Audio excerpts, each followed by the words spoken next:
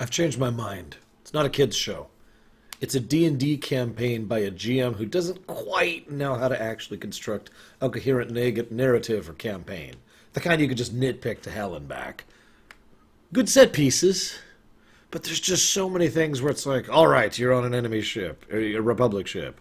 No one's here. Oh, that's creepy. Oh, we go to the bridge. There's a bunch of people there. Sweet. Okay.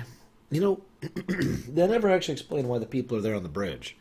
I mean, the implication is that it's there for, like, some kind of illusion or deception, but when they actually get there, no attempt is made to actually use that or do that. In fact, the tactical droid is just standing around, arms behind his back like this, like, oh yes, together we will defeat this, in full view of everyone. So if they were scanning or visually looking, they would be able to see him, which would kind of give it away. Also, the droids who were in the pits apparently only noticed them when they actually stumble over into the pits and look down into them, despite the fact that they were having a very loud and obvious conversation right over there. Anyways. Also, droids are funny. That one just nearly got killed by carrying something the wrong way. Isn't that great? I mean, you could have just both carried it. I like the bit, this is not Republic technology. It's literally got a CIS logo on the side. I'm going to stop nitpicking. There's a lot of nitpick. The thing that bugs me most, though, this isn't quite a nitpick, is that the Colonel's like, well, I wasn't given a mission to save some people. I'm just going to bail. Now, it could be argued that the thing that actually changes his mind on that is the sacrifice of BZ, and that's certainly valid. But I actually would like to give him slightly more credit than that and say that the thing that really changed his mind was figuring out the target and how severe the damage of that target would be. I like the new droids in the Clone Wars, including the bunny droids, the LEPs. They're neat. They're cute. I wish we saw more of them. So, and of course, all the survivors are droids. It's a theme. It's the whole droid shtick, right? I make fun. It actually makes sense, for reasons I've already discussed, that they would have left some of the droids alive, or just failed to kill them, because they're certainly going to be trying to kill all the people. Anyways, so there's a strategy conference with several of the leadership and several of the major ships and a space station and most of the Jedi Council, including most of the actual active generals. Now that makes sense. You got to have conferences, and you got to coordinate. It is very logical for that to happen. What is a little bit more questionable is why these kind of suicide strategy tactics are not more common on this place. Oh, speaking of which, while I'm on that subject, why do the droids insist on setting a timer and then bailing? Why not just stay on board, pump the engines to full, and ram the sucker? Seriously. It would have been a lot harder to stop that way. And, I mean, I know that sounds horrible, killing all these droids, and I wouldn't want to do that, but I'm not the Separatists. I'm not stupid and evil. I have no doubt that Dooku wouldn't even bat an eyelash at killing all those droids in order to accomplish such an overwhelming victory over the Republic. Anyways, so R2 is still cool. I'm sorry. R2, it's actually kind of neat because you've got buzz droids versus the conglomeration of various droid types in the good guys. And none of them are combat models whatsoever and barely have the ability to do anything. In fact, if not for their modifications for this mission, they probably wouldn't have any ability to do anything. R2 practically solos them if you're really paying attention, not counting BZ's sacrifice. Although I do wonder why the fire kept them at bay. That's actually kind of a strange thing. Oh yeah, I'm sorry. I know I said I wasn't going to nitpick anymore, but there's this treadmill droid. And she's like, bump, bump, bump, because she can't get in the door. Now, I understand that they were going for the naval military look where the doors are kind of welded in, so there's like a clearance there you got to learn to step over. But these droids are regular occupants and users of this ship.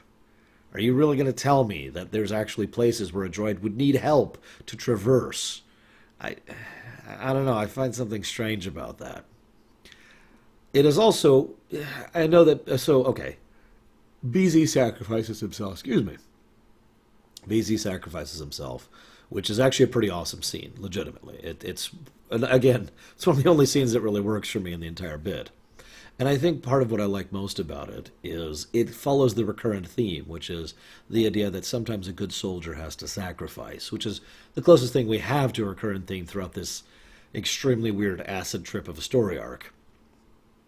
But what I like most about it is the idea that BZ is now trapped in hyperspace, which means he's either going to slowly run out of energy and die in basically a void, a horrible, blinding white void of death, or eventually he'll hit something like a mass shadow and he'll either be smeared across the terrain or dropped out of hyperspace and then die a horrible, slow death. So that's wonderful. And then they kill Tread Droid. I was so sad. Tread Droid's like, and they're like, come on, you can make it. And then Tread Droid gets shot to death. I was so sad about that. Mm. You know, one of the most common things I hear, literally, one of the most common things I hear made fun of for Star Wars is Stormtrooper aim. And it's obvious why. It's actually become kind of a thing, especially in the shows, where, you know what I'm talking about. There's just torrents of blaster fire just going across in like a swath. It's become a normal shtick. It's practically one of the most obvious visual cues that this is Star Wars, right up there with lightsabers, when you just see this whole field of blaster fire going back and forth, right? Sometimes only in one direction, sometimes both. There's a scene in this episode where the battle droids are advancing, shooting, creating a swath of blaster fire. And the heroes basically get into the line of that blaster fire in order to get onto the ship.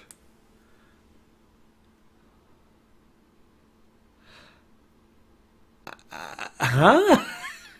Really? Really?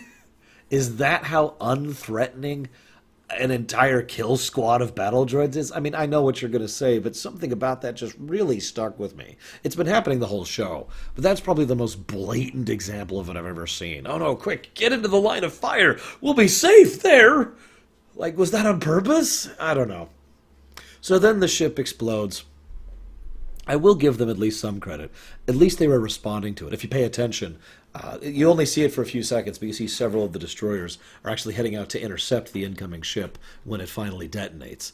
And credit where credit is due, the detonation is shown as being absolutely devastating. Given the range at which it hit, the amount of damage it does to the station and nearby ships is pretty significant. That's all pretty awesome. How did R2 survive that? See, this is part of my problem. And this has been a problem for several episodes now. I was all ready to praise. Season 4 was awesome, and then some of Season 5 was awesome, and then the last, 8 episodes have just been driving me batty. How do you go from visual and audio indicators of how incredibly devastating a blast is to someone surviving it basically at point-blank range? How do you do that? Anyways, of course R2 survived because he's in the films. And the end.